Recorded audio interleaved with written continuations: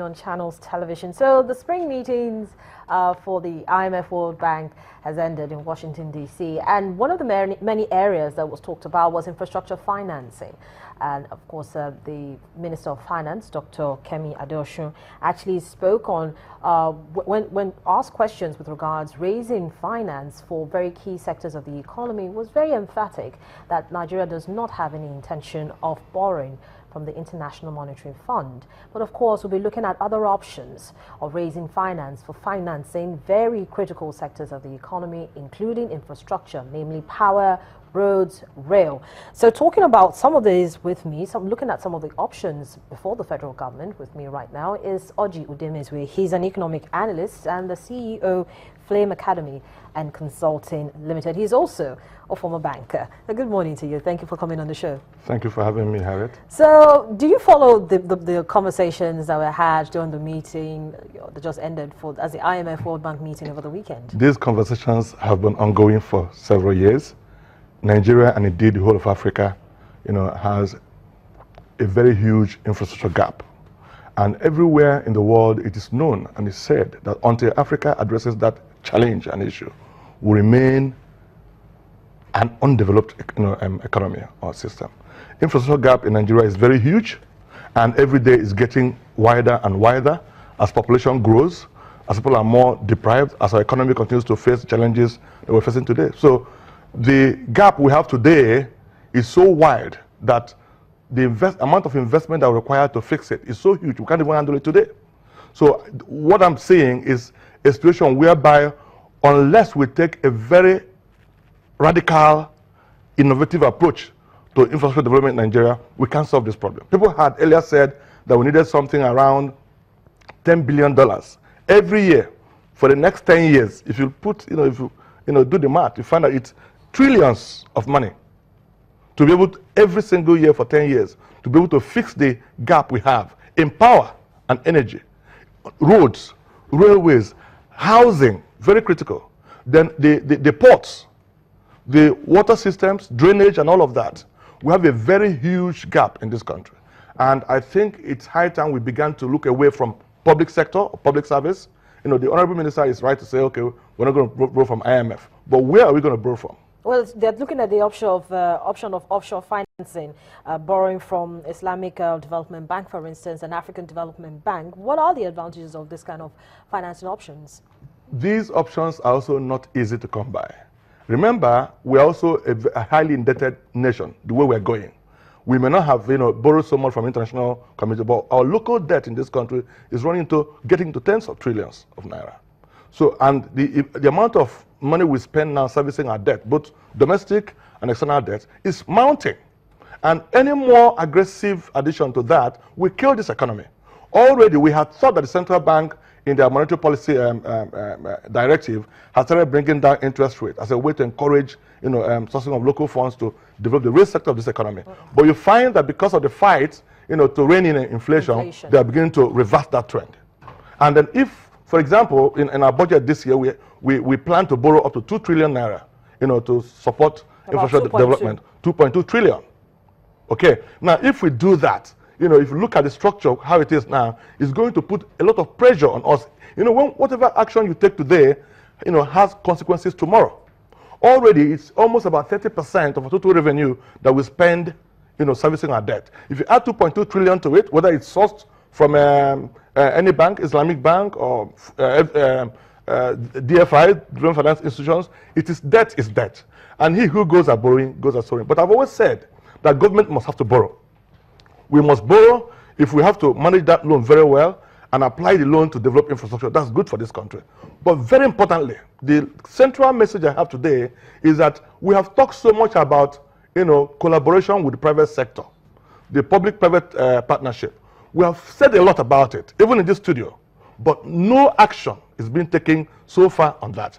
The essence of leadership, whether at the national or state level, is to harness all the potentials, all the talents, all the resources we have in this country towards the greater good. We can't continue to struggle at the government level. You see what's happening to our budget, whether it's padded or it's not padded, whether it will be approved or not. That's the same kind of thing we've seen over the years. And it doesn't seem to be abating or going to get better.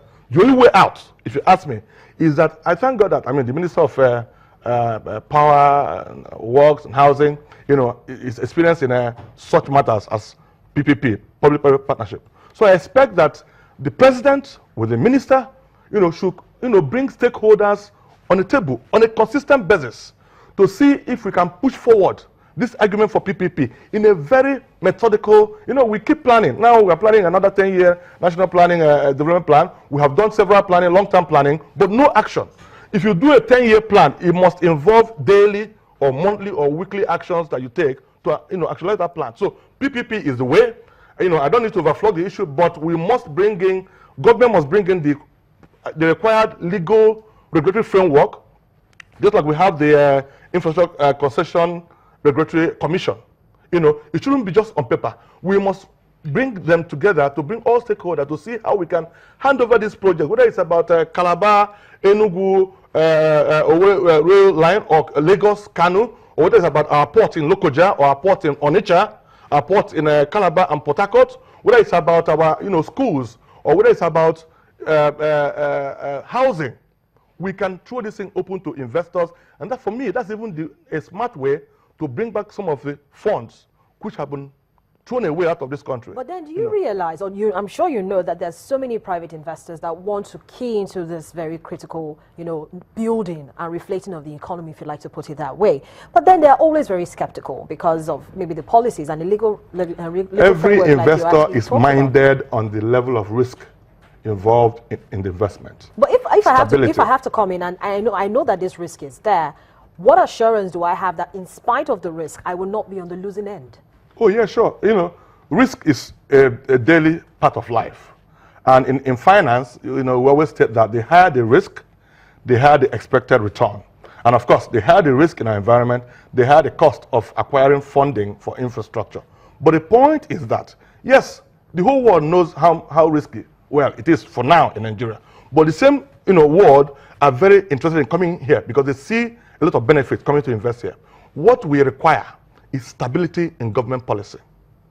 Nobody wants to invest on certain terms and conditions today, and then 2-3 years down the line, for one political or personal or regional or whatever reasons, you change the rule in the middle of the game. That's a major. I've gone to several conferences, or events, both within Nigeria and outside this country, where every foreign investor is lamenting the fact that rules of investment are changed midway. But then you still have these foreign investors. If you go to the airport on a daily basis, you have more of these foreign investors coming in. Now, Harry, that's my point. If despite all these inconsistencies that are still coming in, can you imagine what happens if we get things right?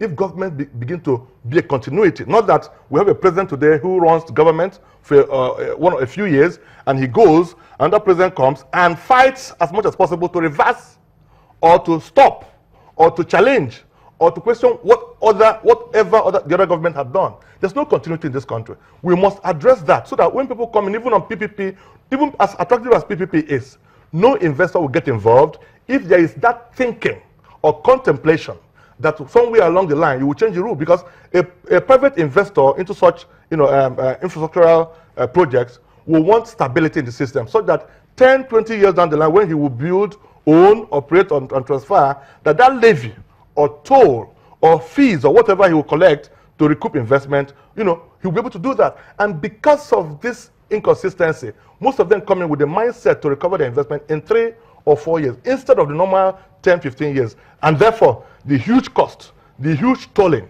the huge levying upon us. Okay, so in the eventuality that at this time the federal government is still trying to fine-tune how it can work with the private sector, let's forget that there are other master plans, infrastructure master plans that actually have been put in place. This is 2016. 4 years now is we'll be talking about the vision 2020. We've had all of them. 2020 is by the corner. What have we done to get near that vision? To be the topmost 20 economies in the world. We haven't got anywhere near. Building up our we are even dropping. Our economic growth today is less than 3%. And it's promising to be worse with what's going on today. Productivity in Nigeria today is almost at standstill.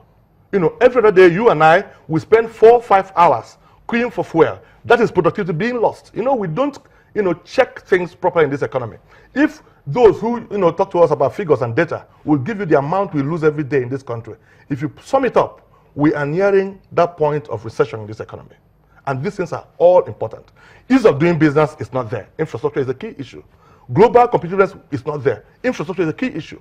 Until we fix infrastructure, particularly power, this country will remain locked down in its potential. So and we will not be able to expand our production capability or frontiers. So Nigeria should be looking at that option of course, going to Islamic and the AFDB to borrow. I have said that borrowing is good, but it's not what we need now. I'm sorry to say. But where are the funds? But we have seen leaders, political leaders in this country, who have not been able to, harness their potentials together. We need to see the executive, the National Assembly, the judiciary working together as a team. And that's what I expect of any strong, ethical, balanced, fair, and good leader in this country. We must be able to gather the legislature, the judiciary, and the executive together to see how we can, because if you borrow that fund and we're not able to put our acts together in terms of how we appropriate it, it will still be story all the way. Pooling, gathering pools of debt that our children and children's children may not be able to pay. Very soon, we'll start begging again for debt forgiveness. So borrowing is not the only way. I'm saying the smart way to go now is not even to borrow in terms of tax, going to belabor us more in terms of debt, but looking for smarter ways to reduce government debt, pass this buck to all the investors in Africa, in Nigeria, in the whole wide world, bring them in, give them clear guidelines and rules, and let them run these things with the hope of people are willing to pay for these services. If I have the option of moving from VI to Ikorodu, and I do that in 15 minutes, I can pay a toll of 200, even at both ends. People can do that. And that's even a smart way to enable those who are rich and big in this country to pay higher taxes, because the tax system is not yet effective. What we're even doing now is even tax the poor more to enrich the rich. There are a whole lot of issues. Nigeria needs self-sufficiency at this point to produce what we consume, to reduce the pressure on our naira. And the way to go to unlock those potentials for self-sufficiency is infrastructure. Thank you so much, Mr. Udemezi, for coming on the program this morning and sharing your perspectives with us. Thank you very much.